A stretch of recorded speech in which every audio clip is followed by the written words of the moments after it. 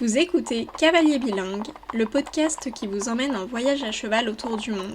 Ensemble, nous allons parler culture équestre à l'international, entrepreneuriat dans le monde du cheval, réflexion sur le monde équestre qui nous entoure, apprentissage des langues au travers de sa passion pour les chevaux, et bien d'autres sujets. Alors, si l'aventure vous tente, c'est parti pour un nouvel épisode de Cavalier Bilingue. Hola, bienvenue dans ce premier podcast Cavalier Bilingue. Moi, c'est Lauriane et on va se retrouver chaque semaine pour un nouveau podcast. Aujourd'hui, je vous propose de faire connaissance et je vais vous raconter 5 faits, anecdotes sur ma personne. Vamos! Fait numéro 1, je fais de l'équitation depuis 15 ans, mais je n'ai monté que dans 4 écuries. Donc je ne compte pas les écuries où j'ai pu faire des stages de quelques jours, les écuries qui sont sur mes lieux de vacances où je vais prendre quelques cours. C'est vraiment les écuries où je suis au quotidien toute l'année. Donc voilà, donc ça peut paraître beaucoup à certains, peu à d'autres. Il y a des personnes qui vont rester dans la même écurie pendant très très longtemps, il y en a d'autres qui vont changer d'écurie régulièrement. Moi je trouve que c'est plutôt un juste milieu, donc il y a 2 écuries où j'ai passé vraiment beaucoup de temps. 2 autres qui ont plus été un petit peu des écuries de transition. Donc du coup, c'est 4 écuries. La première, c'est celle où j'ai commencé l'équitation, donc c'était un petit poney club, où je suis restée de mes débuts à cheval à mon galop 4 à peu près. J'y suis restée 6 ans. Ensuite, il y a eu une écurie de transition, où je suis restée 1 an. Au début c'était super parce qu'en fait je montais le samedi matin avec notamment des adultes et on faisait un petit peu tout ce que j'avais jamais vraiment fait dans mon ancien club. En fait on avait beaucoup plus d'autonomie pendant les cours, on n'était pas beaucoup, on faisait des balades, on faisait un petit peu de travail à pied, enfin c'était vraiment très diversifié en fonction de ce qu'on voulait en fait. Donc ça c'était top, sauf que ensuite je suis entrée au lycée et au lycée j'avais cours le samedi matin et du coup je ne pouvais monter que le samedi après-midi et les cours le samedi après-midi ça ressemblait beaucoup aux cours que j'avais dans mon ancien poney club, mais en pire. On était beaucoup, on était les uns derrière les autres, ça me plaisait pas, du coup je suis partie au bout de quelques séances. Ensuite, nouvelle écurie, aussi un petit peu de transition, mais où j'avais quand même plus d'accroche. J'y suis restée 3 ans. Et voilà, c'est là où j'ai repris un petit peu confiance en moi à cheval, ce que je n'avais plus trop, et où je me suis vraiment remis à cheval. Et ensuite, il y a donc l'écurie où je suis actuellement. Le mois prochain, ça fera 5 ans que j'y suis. Fait numéro 2, dans quasi chacune de ces écuries, il y a un cheval qui m'a fortement marqué. Donc dans ma première écurie, mon premier poney club où je suis restée 6 ans, forcément il y a plusieurs chevaux qui m'ont plus ou moins marqué parce que j'ai fait mes débuts à Shetland, j'ai fait mes débuts sur des petits doubles poneys, puis sur des grands poneys. Donc il y a eu plusieurs chevaux dans ma vie de cavalière dans ce poney club et ils m'ont tous plus ou moins marqué. Mais il y a quand même une ponette qui m'a vraiment plus marqué que les autres, donc c'est Farwin.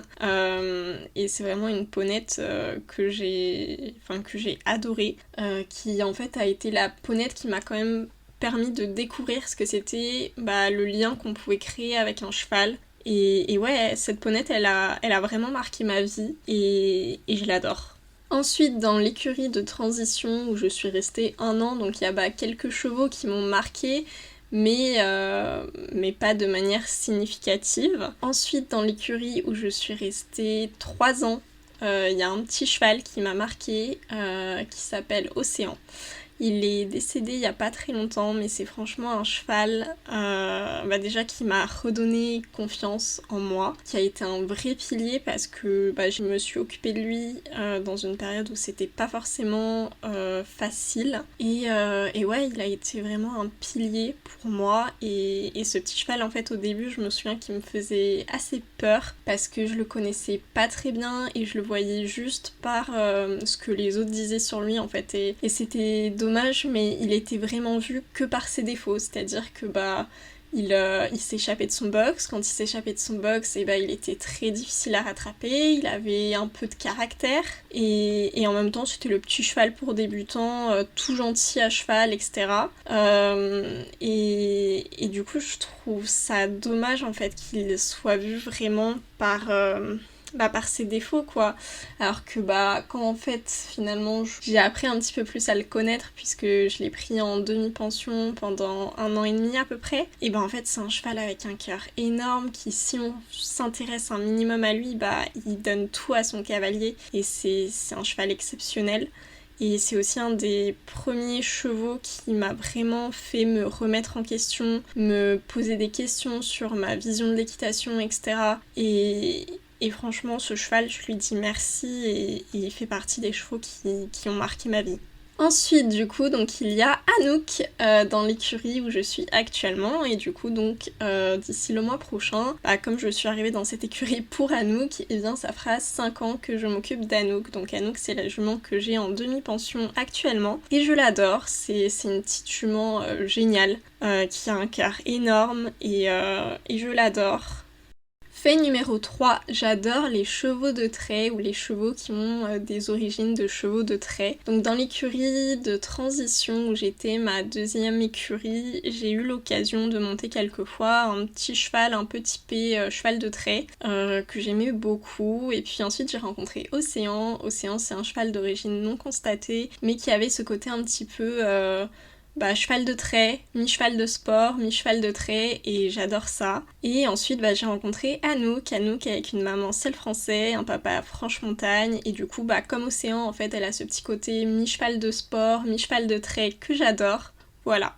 Fait numéro 4. Mes disciplines préférées sont la voltige et l'équifile. Donc la voltige, je l'ai pratiquée dans mon tout premier centre équestre, je l'ai pratiquée pendant environ 4 ans et j'ai eu la chance de participer 3 fois au championnat de France au pôle européen du cheval au Mans. C'était vraiment une super expérience, j'en garde de super souvenirs de ces 4 années de voltige. Et c'est aussi la voltige qui m'a permis d'être plus à l'aise à cheval, de prendre un peu plus confiance en moi, puisque en fait de faire de la voltige, ça m'a fait acquérir vraiment une très bonne assiette, donc je me sentais plus assurée à cheval. Et j'ai bien vu la différence quand j'ai arrêté la voltige, puis qu'ensuite j'ai commencé à monter à cheval de manière moins régulière, et quand je me remets à cheval, en fait j'ai plus aucune assiette, et en fait ça fait que je suis plus très à l'aise à cheval, je prends beaucoup plus facilement peur, parce que je sais que en fait je sais pas si je suis capable de tenir sur le cheval, voilà, parce que j'ai plus d'assiette en fait, et donc c'est un des éléments sur lesquels il va vraiment falloir que je travaille, et aussi peut-être que je vais avoir l'occasion de refaire de la voltige, donc ça serait génial. L'équifile, j'ai pu vraiment commencer à pratiquer cette discipline il y a bientôt 5 ans avec Anouk, et j'adore. Et mon rêve, ce serait de faire un concours d'équifile. Fait numéro 5, je ne suis pas à l'aise avec les grands chevaux, et petite anecdote contradictoire à ce que je viens de raconter, Joystick, mon dernier cheval de voltige, faisait 1m80 et c'est un cheval avec lequel je suis vraiment super à l'aise. Autant on me met à côté de n'importe quel cheval, ou on me dit de monter n'importe quel cheval qui fait un peu plus d'1m60, je suis pas à l'aise, je me sens minuscule, j'aime pas. Et autant lui en fait j'avais aucun problème. Et en fait dans mon premier poney club, si j'ai arrêté là-bas c'est parce que la dernière année ça se passait pas très bien, j'avais changé de monitrice, j'aimais pas forcément sa manière de faire court, elle me mettait vraiment des jeunes chevaux que j'avais pas forcément l'habitude de monter, j'étais pas à l'aise, même si en soi je me rendais bien compte que j'étais capable de les monter, j'étais pas à l'aise et j'ai commencé à avoir une boule au ventre le vendredi soir avant d'aller en cours le samedi matin, et du coup pendant un moment j'ai arrêté d'aller en cours parce que en fait juste ça me stressait, il y avait plus de plaisir.